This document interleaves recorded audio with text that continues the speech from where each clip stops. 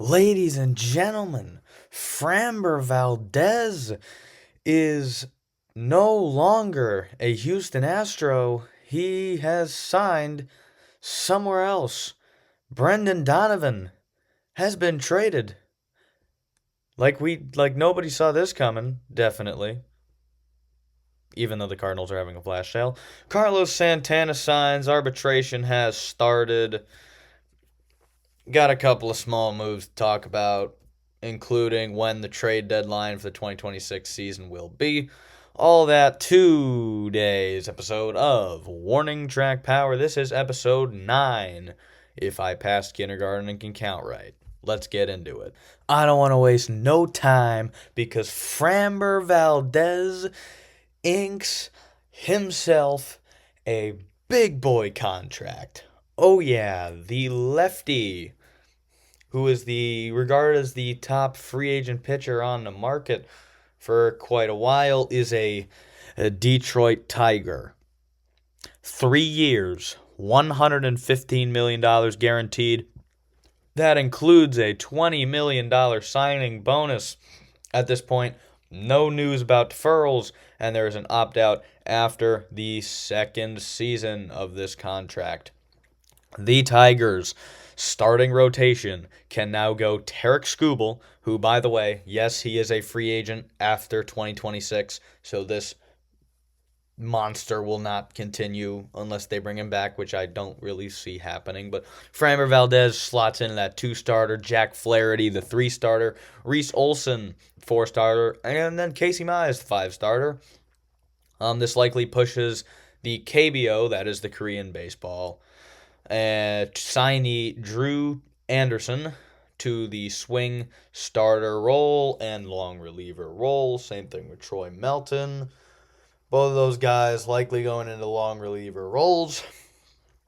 And as far as that's concerned, I mean, this is like a big contract for Framber Valdez. That I really think at this point for the Tigers, this is the final year of this Skubal dominance window. So getting a 2-starter behind him is going to be a very, very crucial thing and a very crucial add for this team if they want to make a deep playoff run.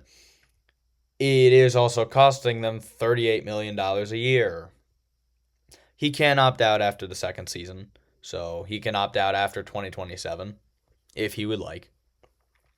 But this Tigers rotation is pretty disgusting. I think it's the best in the AL Central, to be honest, just because of the top two guys, honestly. This is the lefty killers. And really, this is a good deal, I think, for both sides. Obviously, when Skubal evidently leaves, then you have Valdez as your 1-starter. And as Comerica isn't a really, I would say it's a more pitcher-friendly park, to be honest. So that's going to complement Valdez's ground ball rates very, very well. And I really like this move for the Tigers, and Framber Valdez got himself a bag, even though he crossed up his catcher back whenever that was. So let me know what you think down in the comments section. Framber Valdez, Tiger, 3 years, $115 million. Let me know what you think. Because we're moving swiftly along to the Brendan Donovan 3-team trade. Yes, I'm going to break this down by team. The Mariners, Cardinals, and Tampa Bay Rays are involved in this 3-team trade. And in the last 7 3-team trades that have happened in Major League Baseball history, the Tampa Bay Rays have been a part of 6 of them. Get your jokes out now. Anyway, going to the Mariners, Brendan Donovan from the Cardinals, they are giving up Gerangelo Shinty, the switch pitcher, Ty Pete, and competitive balance round B pick number 68. That is going to the Cardinals. To the Rays, they get Ben Williamson from the Mariners. And the Rays are also giving the Cardinals Colton Ledbetter, a prospect, and competitive balance round B pick number 72 from the Tampa Bay Rays. Never before has a team come out of a trade with two competitive balance picks and number 68 and number 72 overall. I like what the Cardinals got back, to be honest. I mean, for a guy like Donovan, who the Mariners can really slot anywhere they want, really. They can play outfield, he can play infield, whatever. I mean, you want Colt Emerson to come up, and you want Cole Young to do good in the major league level, unlike his short little stint in the past season. But really, this is clear to me that the Cardinals are into a full rebuild now. It's just a flash sale. Everybody's gone. Arenado, Wilson Contreras, Sonny Gray, Brendan Donovan, all of them are gone. And the Red Sox, who were heavily linked to Brendan Donovan, did make their pivot, which I will talk about later this episode at the tail end. But I also like what the Rays got in return as well. Defense.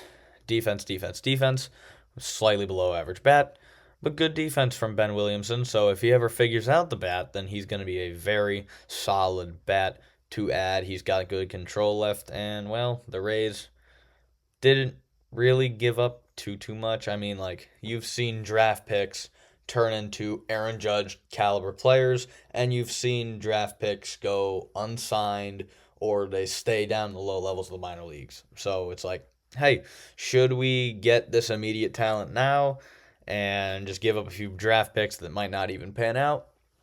I think this is a good trade on all three fronts. But obviously, let me know what you guys think about it in the comments section. And arbitration hearings have started. Kyle Bradish, who filed at $3.5 million, the Orioles filed at $2.8 million.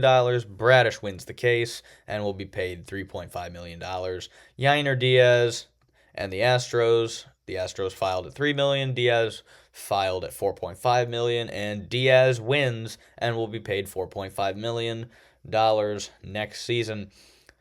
Uceta and Lee are still being held due to the potential impact on future trials that will happen. So, yeah, small little update on arbitration. But I'm going to zoom right past that because Carlos Santana is an Arizona Diamondback.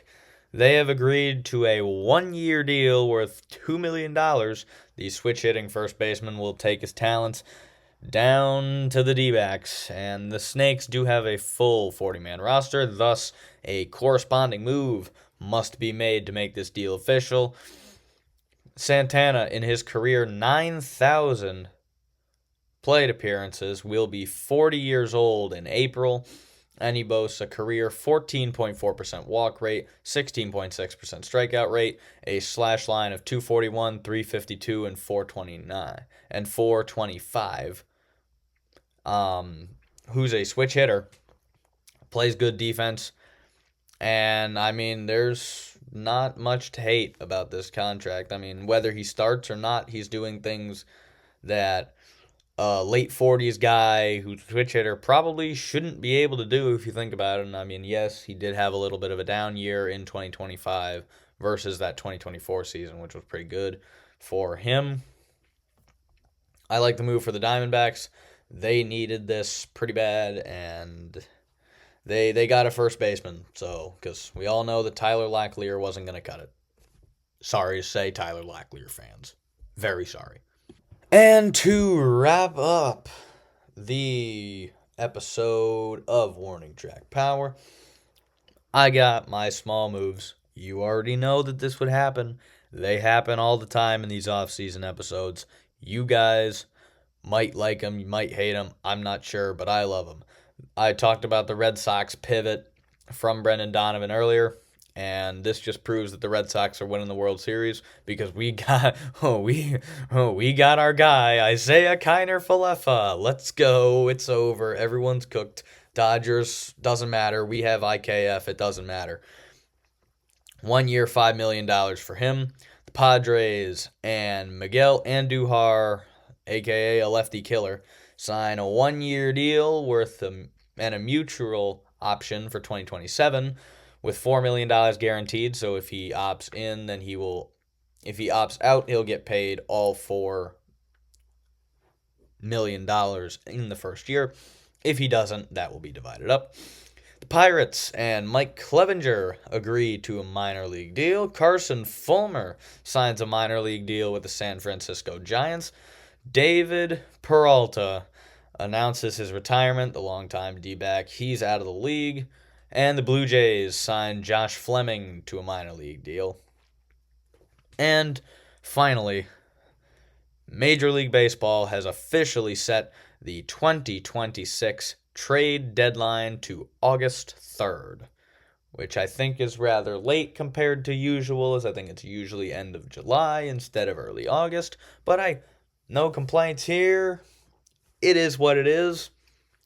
But that's the episode of Warning Track Power. Be sure to like, subscribe if you enjoy. Lets me know that you guys enjoy what I do, even though I'm going to keep doing it anyways. And here we are just a few feet short of the fences, but all in on the game. See y'all next time.